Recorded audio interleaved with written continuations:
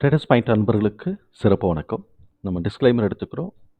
நம்ம SEBI register அட்வைசரோ ஆர்ஐஓ கிடையாது. நம்ம இங்கே பேசக்கூடியது எல்லாமே தகவலாக மாத்திரமே பார்க்கப்படணும். இது யாருக்கும் முதலீடு சம்பந்தமாகவோ பங்குகளை வாங்கவோ விற்கவோ ஆலோசனை கொடுக்கப்படுறது இல்லை. எல்லா தொழிலையும் ரிஸ்க் இருக்கும். ரிஸ்க்கை புரிஞ்சுட்டு எச்சரிக்கையோட தொழில் செய்யும்போது எல்லாமே நல்லா இருக்கும். நம்மளை ஆதரிக்கிற அனைத்து நல்ல உள்ளங்களுக்கும் நன்றி. வாழ்க வளமுடன். நண்பர்களே, நம்ம இந்த இது ப்ரைஸ் செட்டிங் லேர்னிங் வீடியோஸ் தான் பார்த்துட்ருக்குறோம். செட்டிங் த டார்கெட் ப்ரைஸ் எப்படி அப்படிங்கிறது தான் நம்ம பார்த்துட்ருக்குறோம். இப்போ ஏற்கனவே என்ன பண்ணியிருக்கிறோம் அப்படின்னு சொன்னால், பார்ட் 1 நம்ம அதில் போட்டிருக்கிறோம். அந்த பார்ட் 1ல் என்னென்னலாம் கவர் ஆகிருக்கும் அப்படின்னு நம்ம பார்க்குறதுக்கு முன்னாடி ரீகேப் பண்ணிடுவோம். எல்லாத்தையுமே ரீகேப் பண்ணிடுவோம். நம்ம ஃபஸ்ட்டு ஸ்டெப்பில் என்ன பண்ணியிருக்கிறோம் அப்படின்னு சொன்னாக்க, இப்போ எஃப்ஐஎஸ்ஸாக இருந்தாங்கன்னா மல்டிபிள் கண்ட்ரீஸில் போடுவாங்க. நம்ம இந்தியாவில் மாத்திரம் தான் இருக்கிறோம். கேப்பபிலிட்டி பார்த்துட்டு கவர்மெண்ட்டோட ஃபோக்கஸ் எங்கே இருக்குது, எந்த செக்டாரை டெவலப் பண்ணுறாங்க அப்படிங்கிறத பேஸ் பண்ணி நம்ம செக்டாரை செலக்ட் பண்ணுவோம். செக்டார்ஸை செலக்ட் பண்ண உடனே அடுத்த சேலஞ்சு நமக்கு அந்த செக்டாரில் எந்தெந்த கம்பெனிஸ்லாம் நம்ம என்ட்ரி எடுக்கணும், இன்வெஸ்ட் பண்ணணும் அப்படின்னு நமக்கு பார்க்கணும். இப்போ இந்த இதுக்கெல்லாம் நம்ம தனியாக ஒரு வீடியோ போட்டிருக்கிறோம். அந்த ஒவ்வொரு வீடியோவும் நம்ம நினைக்கிறவங்க நீங்கள் போய் பார்க்கலாம். பிளேலிஸ்ட் இருக்கும். ஸ்கில் டெவலப்மெண்ட்டுன்னு போட்டு ஒரு பிளேலிஸ்ட் இருக்கும். அதில் நீங்கள் பார்க்கலாம். இப்போ இந்த கம்பெனிஸில் வரும்போது 2 type of analysis, qualitative and quantitative analysis பண்ணும். குவாலிட்டேட்டிவ் அனாலிசிஸில் நமக்கு தேவையானது எல்லாமே கம்பெனியோட ஹெச்ஆர் பீப்புள்ஸ்லாம் யார் இருக்காங்க, board of directors, management teams யார் இருக்கிறாங்க, அதுக்கப்புறம் அவங்களோட ஆப்பர்ச்சுனிட்டி எப்படி இருக்குது அப்படிங்கிறதெல்லாம் நம்ம குவாலிட்டேட்டிவாக பார்க்கணும். பட் குவாலிட்டேட்டிவாக நம்ம பார்க்குறதுக்கு நிறைய இன்ஃபர்மேஷன் கேதர் படிக்கணும்.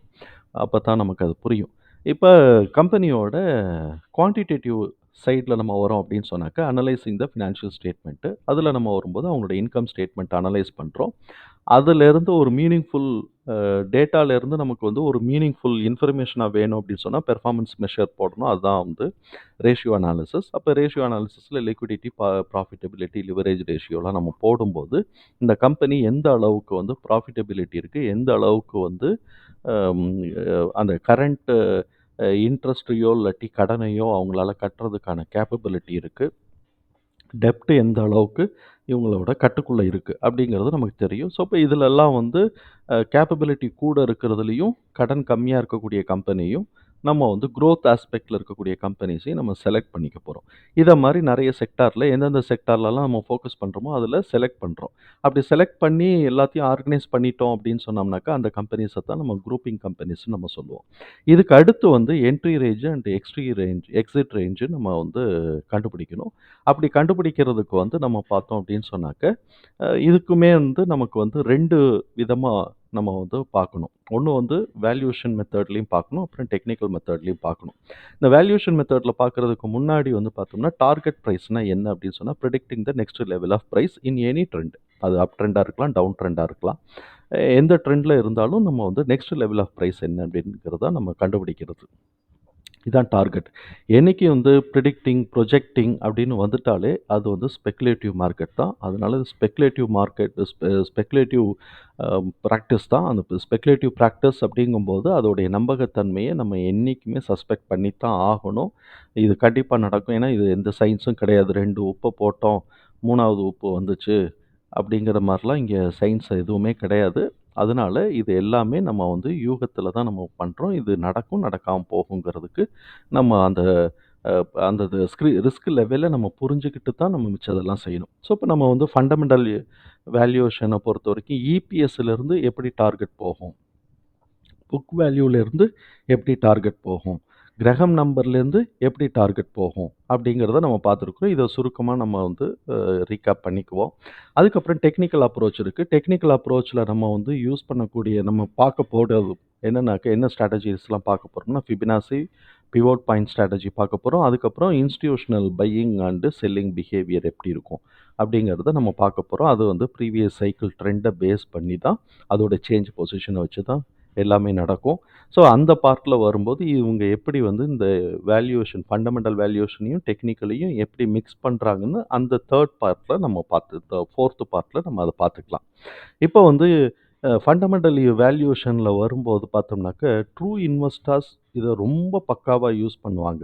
எப்போதுமே ஃபண்டமெண்டல் வேல்யூவேஷனை ட்ரூ இன்வெஸ்டர்ஸ் ரொம்ப பக்காவாக யூஸ் பண்ணுவாங்க.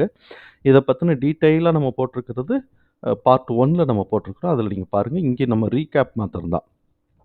எல்லா இந்த 3த்துக்குமே எதுக்கு நமக்கு இபிஎஸ், புக் வேல்யூ, கிரகம் நம்பர், இது 3த்துக்குமே என்ட்ரிங்கிறது வந்து பார்த்தோம்னாக்க லெஸ் தென் 2, அதுக்கப்புறம் வந்து greater than less than 2 or equal to 2, இல்லாட்டி அந்த 2வை கிராஸ் பண்ணும்போது நம்ம என்ட்ரி எடுத்துக்கணும். அதுக்கப்புறம் வந்து இபிஎஸ்ஸை தவிர்த்து புக் வேல்யூவோ கிரகம் நம்பரோ இருந்துச்சு அப்படின்னு சொன்னாக்க கிரகம் நம்பருக்கு 1.5 to 2 தான் டார்கெட்டாக இருக்கணும். அதுக்கப்புறம் புக் வேல்யூவாக இருந்துச்சுனாக்க 4 to 4.5 ஆர் 5. பிஇயை பொறுத்த வரைக்கும் 15-22 வரைக்கும் போகுது. 4, 8, 15, 22 வரைக்கும் போகுது. அப்படிங்கிறத நம்ம வந்து போன வீடியோவில் பார்த்தோம். இந்த வீடியோவில் நம்ம டெக்னிக்கல் சைடு வரப்போகிறோம். டெக்னிக்கல் சைடில் ஃபஸ்ட்டு ஃபிபினாக்கி. நான் வந்து ஃபிபினாசின்னே நான் சொல்லி பழகிட்டேன். அதனால் ஃபிபினாக்கின்னு சில பேர் சொல்லுவாங்க, சில பேர் ஃபிபினாசின்னு சொல்லுவாங்க. நான் ஃபிபினாசின்னே சொல்லி நான் பழகிட்டதுனால ஃபிபினாக்கின்னு நான் எப்படி நான் சொன்னாலும் தயவு செஞ்சு அதில் ஏதோ எரர் இருந்துச்சுன்னா இக்னோர் பண்ணிடுங்க. நமக்கு கண்டென்ட்டை நம்ம பார்ப்போம். எப்போ நம்ம வந்து டெக்னிக்கல் சைடு நம்ம வந்து ப்ரைஸ் டார்கெட்டை அஸ்யூம் பண்ண போகிறோம், ஸ்பெக்குலேட் பண்ண போகிறோம், இல்லாட்டி ப்ரொஜெக்ட் பண்ண போகிறோம், ப்ரிடிக்ட் பண்ண போகிறோம் அப்படின்னு சொன்னாக்க பேசிக்காக நம்ம தெரிஞ்சு வச்சுக்க வேண்டியது இங்கே தான் இருக்குது. 3 டார்கெட் 3 சப்போர்ட்டு எப்படி கொடுக்குறாங்க அப்படின்னு சொன்னாக்க இங்கே தான் நமக்கு வந்து பாயிண்ட் இருக்குது. முதல்ல வந்து ப்ரீவியஸ் சைக்கிள், அந்த ப்ரீவியஸ் சைக்கிள்லேருந்து high value, mid point, low price, இது 3த்தையும் எடுத்துக்குவாங்க. ஹை ப்ரைஸும் லோ ப்ரைஸும் ஆல்ரெடி இருக்கும். இது 2த்துலேருந்து நமக்கு மிட் பாயிண்ட்டை கண்டுபிடிக்க போகிறோம். இப்போ நம்ம வந்து இந்த பேஸை வச்சுட்டு ஃபிபினாசி ரேஷியோவில் என்ன ப்ரைஸ் வருதோ அந்த ப்ரைஸை அப் ட்ரெண்டாக இருந்தால் லோலேருந்து ஆட் பண்ணணும், மிட் பாயிண்ட்லேருந்து செகண்ட் டார்கெட்டுக்கு ஆட் பண்ணணும், தேர்ட் டார்கெட்டுக்கு ஹை ப்ரைஸ்லேருந்து ஆட் பண்ணணும். இதுதான் லாஜிக். இது எப்படி நடக்கிறது அப்படிங்கிறத நம்ம ஒர்க் அவுட்டில் நம்ம எல்லாத்தையும் பார்த்துக்குவோம். இப்போ ஃபிபினாசி சீரீஸ் அப்படிங்கிறது இது ஒரு நம்பர் சிஸ்டம் தான். இந்த நம்பர் சிஸ்டத்தில் வந்து பார்த்தோம் அப்படின்னு சொன்னோம்னாக்க இது ஒரு பெக்யூலியர் என்ன சிஸ்டம் அப்படின்னு சொன்னாக்க முதல்ல 2 நம்பர் தேவை. அந்த ஃபஸ்ட்டு 2 நம்பர் நமக்கு கிடச்சிருச்சு அப்படின்னு சொன்னால் 3வது நம்பருங்கிறது ஃபஸ்ட்டு 2 நம்பரையும் கூட்டினா 3வது நம்பர். 4வது நம்பருங்கிறது 2யும் 3யும் கூட்டினோம்னா 2வது நம்பரையும் 3வது நம்பரையும் கூட்டினா 4வது நம்பர். இப்போ இங்கே நம்ம எக்ஸாம்பிளுக்கு எடுத்துக்கிறோம். First number 0, second number 1. அப்போ 0 + 1 = 1. இதுதான் தேர்ட் நம்பர். அப்போ ஃபோர்த் நம்பருங்கிறது செகண்ட் அண்டு தேர்ட் நம்பரை கூட்டணும். அப்போ 1 + 1 = 2. அப்போ ஃபோர்த் நம்பருங்கிறது ஃபிஃப்த் நம்பருங்கிறது தேர்ட் நம்பரையும் ஃபோர்த் நம்பரையும் கூட்டணும். 1 + 2 = 3. இப்படியே வந்து இந்த சீரீஸ் கண்டினியூ ஆகிட்டே இருக்கும். நம்ம எவ்வளோ வேணாலும் போட்டுக்கலாம். சரி, இப்போ இவ்வளோ பெருசாக போயிட்டுருக்கு. இதிலேருந்து நான் வந்து இதை வந்து அப்ளை பண்ணி நம்ம கற்றுக்க முடியும், கணிக்க முடியும், ப்ரைஸ் மூமெண்ட்டை எப்படி கணிக்க முடியும், எந்த இடம் லெவல் என்ன அப்படிங்கிறது எப்படி நம்ம கணிக்கிறது அப்படின்னு சொன்னாக்க இது பாட்டு போய்கிட்டே இருக்கும். இப்போ இதுக்கு ரேஷியோ கண்டுபிடிக்கிறோம். இதை கோல்டன் ரேஷியோன்னு சொல்லலாம், இல்லாட்டி ஃபிபினாசி ரேஷியோன்னு சொல்லலாம். இந்த ரேஷியோங்கிறது என்ன? நம்ம எந்த இடத்துல எடுக்கிறோமோ அந்த 2 நம்பரையும் டிவைட் பண்ணுறது தான் ரேஷியோ. இப்போ உதாரணத்துக்கு நான் இங்கே போட்டு வச்சுருக்கிறேன். இந்த ரேஷியோ பாருங்களேன். ஃபஸ்ட்டு இது 0, அதனால் எதை டிவைட் பண்ணாலும் 0 வரும், அதை விட்டுருவோம். 1/1 போட்டோம்னாக்க 1 தான் வரும் ஆன்சர். அதுக்கு அடுத்தது 3வது நம்பரையும் 4வது நம்பரையும் 1/2 போட்டோம்னாக்க 0.5 வரும். அப்புறம் 2/3 போட்டால் 0.66 வரும்.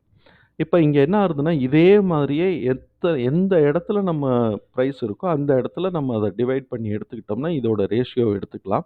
இந்த ரேஷியோ ஆல்மோஸ்ட் இதுக்குள்ளேயே தான் சுற்றிக்கிட்டு இருக்கும் அப்படிங்கிறத நம்ம வந்து பார்க்குறோம். இதில் ரொம்ப பெக்யூலியராக ரிப்பீட்டடாக வர்றது 0.5, 0.6. இது 0.6 ப்ளஸ் வந்து சில சமயம் 1 வரும், சில சமயம் 2 வரும், சில சமயம் 3, 4, 5, 6 எல்லாம் கூட வரும். ஆனால் இதில் வந்து 6.18 காமனாக எடுத்து வச்சுருக்குறாங்க. 0.5 அது அப்போ 0.5க்கு மேலே 6.18, அதே அளவுக்கு கீழே கடிச்சோம்னா 0.38. இப்படி தான் வந்து இந்த ரேஷியோவை போட்டு வச்சிருக்காங்க. இப்ப இதிலிருந்து இந்த பிரைஸ சப்ஸ்டிட்யூட் பண்ணிட்டாங்க அப்படின்னு சொன்னாக்க, நமக்கு வந்து எந்த level next level of price என்ன அப்படிங்கிறது நமக்கு புரியும். இப்ப இந்த இடத்துல என்னென்ன ரேஷியோ நம்ம ஆர்டர் பண்ணினோம் அப்படின்னு சொன்னாக்க 1 அது தனி. அப்புறம் 0.236, 0.38, 0.5, 0.618, 0.786 இத எடுத்துக்கலாம். இப்ப இதுக்கு நடுவுல ஒரு வேல்யூ போடணும்னா தாராளமா சேர்த்துக்கலாம். அந்த வேல்யூ வந்து 0.38 0.23 வந்து இந்த வேல்யூலேருந்து கழிச்சோம்னா என்ன வருமோ அதுதான் நம்ம போட்டுக்கிறது. ஸோ, இப்ப இந்த மாதிரி நமக்கு வந்து இந்த சீரிஸ் கிடைச்சிருது. இப்ப இத எப்படி நான் அப்ளை பண்றது? சீரிஸ் கிடைச்சிருச்சு. இதுதான் ரேஷியோக்கான வேல்யூங்கிறது ரேஷியோவோட வேல்யூங்கிறது நமக்கு தெரியுது. ஆனா, இத நான் எப்படி அப்ளை பண்ண போறேன்? இப்ப நம்ம இதிலிருந்து கிடைக்கக்கூடிய இது வந்து ஃபிபனாசி ரேஷியோவோட வேல்யூ. ஃபிபனாசி ரேஷியோவோட பிரைஸ் என்னங்கிறத நம்ம கால்குலேட் பண்ணணும். அப்படி கால்குலேட் பண்ணினட்டு அத வந்து ஹை பிரைஸ்ல இருந்தும், மிட் பாயிண்ட், லோ பிரைஸ் 3த்துல இருந்தும் நம்ம வந்து அப் ட்ரெண்டா இருந்தா கூட்டணும், டவுன் ட்ரெண்டா இருந்தா மைனஸ் பண்ணணும். மைனஸ் பண்ணிட்டோம் அப்படின்னு சொன்னா ரெசிஸ்டன்ஸ் அண்ட் சப்போர்ட் நமக்கு கிடைச்சிரும். இப்போ நம்ம வந்து பிராக்டிகலா நம்ம ஒரு வேலை பார்ப்போம். நான் எடுத்து வச்சிருக்கிறது ஏஷியன் பெயிண்ட்ஸ் எடுத்து வச்சிருக்கிறேன். இந்த ஏஷியன் பெயிண்ட்ஸ்ல வந்து ஹை வந்து 3564, லோ 2683. இப்ப இந்த ஹை அண்ட் லோவையும் நம்ம ப்ளஸ் பண்ணி டிவைட் பண்ணினோம் அப்படின்னு சொன்னா, நமக்கு மிட் பாயிண்ட் கிடைச்சிரும். 3123. இந்த ஹை அண்ட் லோல இருக்கக்கூடிய டிஃபரன்ஸ் என்னன்னா, 881. மைனஸ் பண்ணினோம்னா, ஹை மைனஸ் லோ போட்டோம்னா 881 கிடைச்சிரும். இப்ப இந்த டிஃபரன்ஸ வச்சுக்கிட்டு இப்ப நம்ம வந்து ஃபிபனாசி ரேஷியோ இந்த பிரைஸுக்கு இந்த சைக்கிள்ல இருக்கக்கூடிய பிரைஸுக்கு என்னன்னு நம்ம கண்டுபிடிக்கணும். அப்படி கண்டுபிடிக்கும்போது பார்த்தோம்னா, ஃபிப் ரேஷியோ போட்டோம்னா, ஹை டிவைடட் பை லோ -1 போடணும். -1 போட்டோம்னாக்க, நமக்கு வந்து அ இது கிடைக்கிரும். ரேஷியோ என்ன அப்படிங்கிறது கிடைக்குது. இங்க வந்து இந்த ஹை, இந்த லோவையும் நம்ம டிவைட் பண்ணும்போது ரேஷியோ நமக்கு வந்து 0.3283 கிடைக்குது. இது கிடைக்குது. இப்ப ஆக்சுவலா ஜென்ரலா இருக்கக்கூடிய 0.38 அப்படி வரும். ஆனா, இதுல எக்ஸாக்ட்டா அந்த சைக்கிள்ல நமக்கு ஒர்க் ஆயிருக்கிறது வந்து 0.32 தான் ஒர்க் ஆயிருக்கு அப்படிங்கிறத நம்ம புரிதல் எடுத்துக்கிறோம். ஆனா, இதுல வந்து ஒரு ரூ. 5 ரூ. 6 முன்ன பின்ன இருக்கும். இருந்தாலும் நமக்கு கிடைச்சிருக்கக்கூடிய ஃபிகரையே நம்ம சப்ஸ்டிட்யூட் பண்ணுவோம். இப்ப இந்த ரேஷியோவ கொண்டு போயி இந்த பிரைஸ் டிஃபரன்ஸ் கண்டுபிடிச்சோம் இல்லையா? ஹை மைனஸ் லோல இருந்து. அத நம்ம வந்து மல்டிபிள் பண்ணிட்டோம் அப்படின்னு சொன்னாக்க, டிஃபரன்ஸ் பிரைஸ் கிடைச்சிரும். அப்ப ஹை லோவ வந்து டிஃபரன்ஸ் மைனஸ் பண்ணும்போது டிஃபரன்ஸ் பிரைஸ் வந்து பார்த்தோம்னா 881. இந்த 881ஓட இந்த 0.3283 நம்ம மல்டிபிள் பண்ணோம்னா, நமக்கு கிடைக்கக்கூடிய ஃபிபனாசி ரேஷியோவோட price value difference price value எவ்வளோன்னா 281. இப்ப இந்த 289 நம்ம ஏற்கனவே பார்த்துருக்கிற மாரி அப் ட்ரெண்டா இருந்தா ஹைலேருந்து கூட்டணும், மிட் பாயிண்ட்லேருந்து கூட்டணும், லோலேருந்து கூட்டணும். இப்ப இந்த இந்த லோலேருந்து கூட்ட போறோம் அப்படின்னு சொன்னாக்க, இந்த லோலேருந்து நமக்கு கூட்டுறது தான் நமக்கு வந்து பார்த்தோம் அப்படின்னு சொன்னாக்க, நெக்ஸ்ட் சைக்கிளோட ட்ரெண்ட் ரிவர்சலா வரும். இந்த லோலேருந்து ப்ரீவியஸ் சைக்கிளோட லோலேருந்து கூட்டுறது தான் நெக்ஸ்ட் சைக்கிளோட ட்ரெண்ட் ரிவர்சலா இருக்கும், அப் ட்ரெண்டா இருந்தால். டவுன் ட்ரெண்டா இருந்ததுன்னா, ஹை பிரைஸ்லேருந்து இந்த வேல்யூ கழிக்கும்போது எந்த இடம் வருதோ, அந்த இடம் தான் ட்ரெண்ட் ரிவர்சலா இருக்கும் டவுன் ட்ரெண்டுக்கு. அதுக்கப்புறம் டார்கெட் இத பேஸ் பண்ணியே போகும். இப்ப நம்ம இத பிராக்டிகலா தான் பார்க்க போறோம். இப்ப நம்மளுடைய ட்ரெண்ட் ரிவர்சல் என்ன? ப்ரீவியஸ் லோலேருந்து நம்ம இந்த கண்டுபிடிச்சிருக்கக்கூடிய ஃபிபனாசி ரேஷியோவோட டிஃபரன்ஸோட வேல்யூவ நம்ம வந்து கூட்டினோம்னா, அதுதான் ட்ரெண்ட் ரிவர்சல். ஸோ, இப்ப நம்ம இந்த இடத்துல தான் என்ட்ரி எடுக்கணும். ட்ரெண்ட் ரிவர்சல் இருக்க இடத்துல தான் என்ட்ரி எடுக்கணும். இப்படியே என்ட்ரி எடுத்துக்கிறோம். இப்ப இதோட நெக்ஸ்ட் டார்கெட் லெவல் என்னவா இருக்க முடியும்னா, மிட் பாயிண்டோட இந்த வேல்யூவ கூட்டுறோம். அப்ப 3120 இப்ப ட்ரெண்ட் ரிவர்சல பார்த்துருவோம். ப்ரீவியஸ் லோ வந்து 2683. அதோட 289 கூட்டினோம் அப்படின்னு சொன்னா 2972. இதுதான் ட்ரெண்ட் ரிவர்சல் பாயிண்ட். இப்ப நம்ம அத மார்க் பண்ணிக்கிறோம். அதுக்கப்புறம் நம்ம வந்து ரெசிஸ்டன்ஸ் 1 என்ன கண்டுபிடிக்க போறோம் அப்படின்னு சொன்னாக்க, மிட் பாயிண்டோட இந்த ஃபிகர நம்ம கூட்டினோம்னா, எந்த ஃபிகர? இந்த இந்த 289 கூட்டினோம்னா, நமக்கு கிடைக்கக்கூடியது 3412. இந்த ஹை வரைக்கும் போகும். இப்ப டவுன் ட்ரெண்ட் இனிஷியேட் ஆகுதுன்னா, இந்த ஹையோட திரும்பிரும்.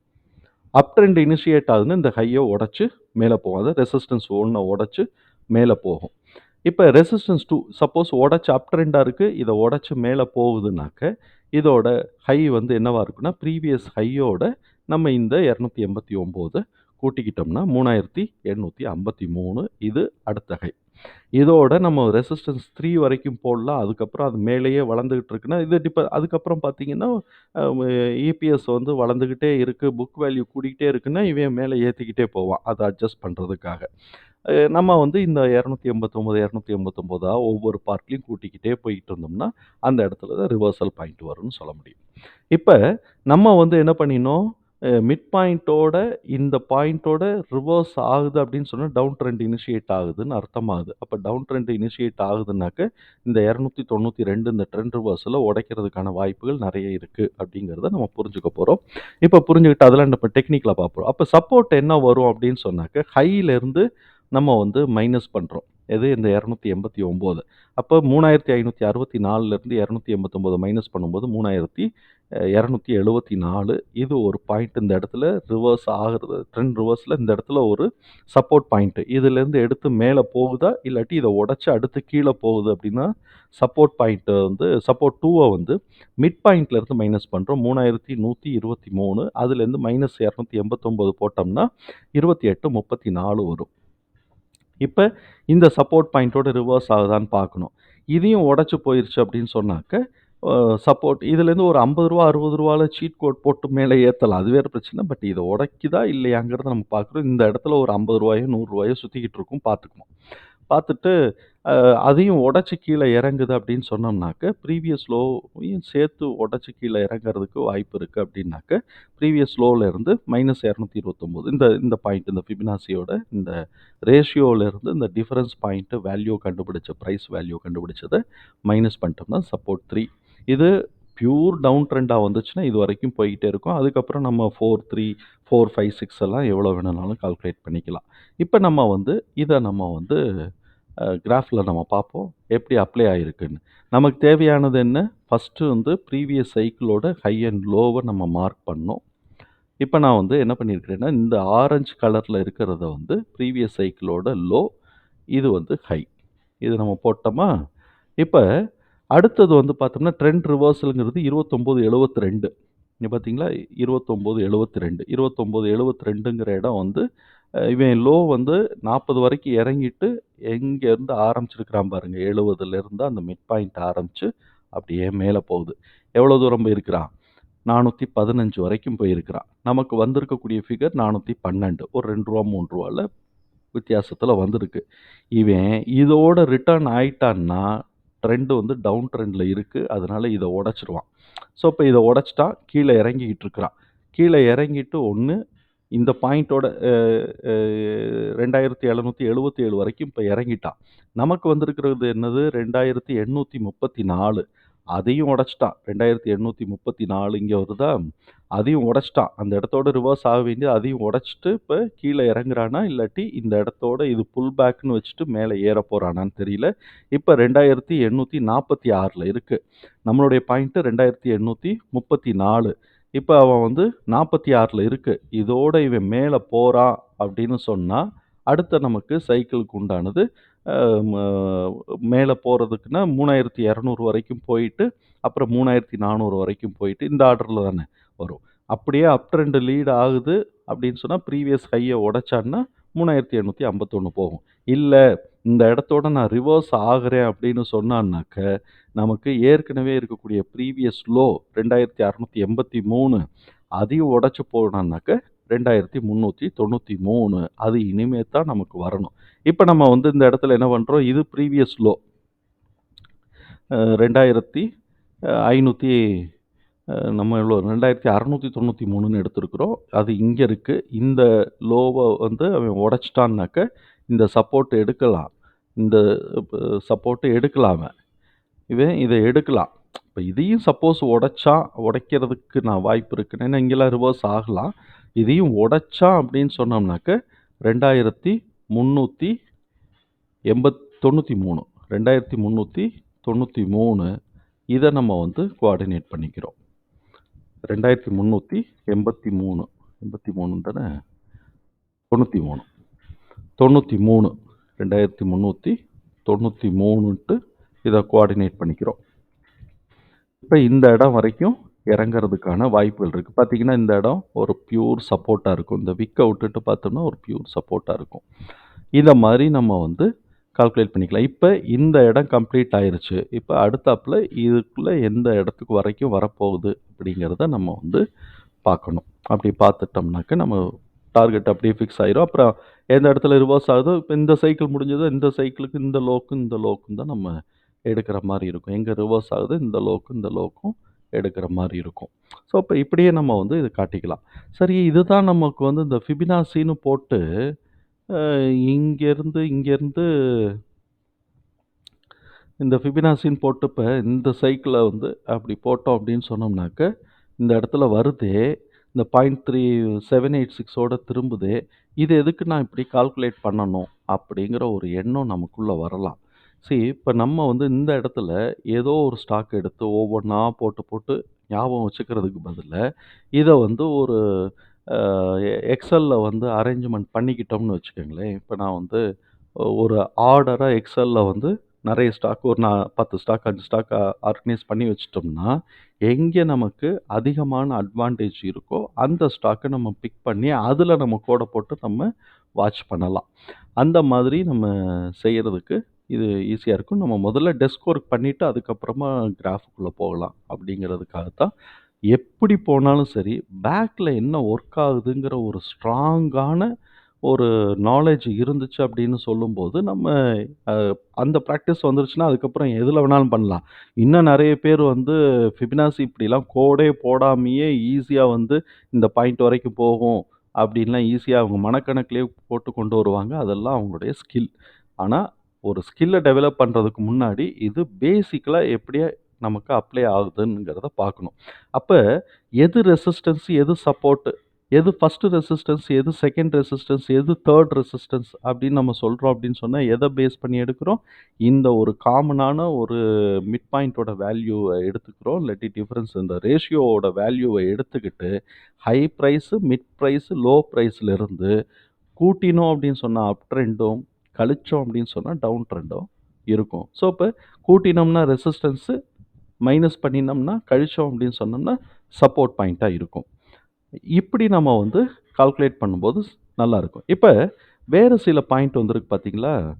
3274 அப்படிங்கிற ஒரு பாயிண்ட் வந்திருக்கு. இந்த 3274ங்கிறது எங்கே வந்திருக்குன்னு பாருங்க. இந்த வந்திருக்கா? இந்த இடத்துல ஒரு ட்ரெண்ட் ரிவர்சல் கிடச்சிருக்கா? இதில் வரக்கூடியதெல்லாம் ட்ரெண்ட் ரிவர்சல் பாயிண்ட் தான். இதை நம்ம கொஞ்சம் கரெக்டாக போட்டோம்னா இதை கோஆர்டினேட் பண்ணி பார்ப்போம். 3274 போட்டோம்னாக்க ட்ரெண்ட் ரிவர்சல் இந்த இடத்துல இருக்கும். சப்போஸ் இது டவுன் ட்ரெண்டாக இருக்குன்னா செல்லை இனிஷியேட் பண்ணும்போது இங்கே இந்த பாயிண்ட் வந்தோடனே எக்ஸிட் ஆகிட்டு செல்லை எக்ஸிட் பண்ணிவிட்டு என்ட்ரி எடுக்கிறோம்.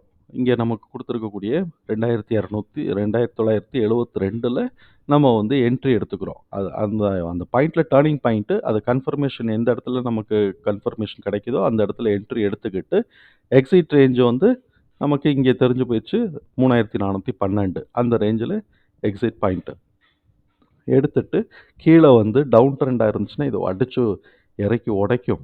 அது வரைக்கும் வெயிட் பண்ணுவோன்ட்டு நம்ம வெயிட் பண்ணுறோம். நம்ம வெயிட் பண்ணக்கூடிய பாயிண்ட் என்னவாக இருக்கும்? 2834 2834 அப்போ 2834 வரைக்கும் நம்ம வந்து இதையும் உடச்சி வந்துருச்சு. இப்போ இந்த இடத்துல வாட்ச் பண்ணுறோம். 2834ஓட ரிவர்ஸ் ஆகுதா இல்லாட்டி கீழே சப்போர்ட் 3 வரைக்கும் போகுதா அப்படிங்கிறத பார்க்குறோம்.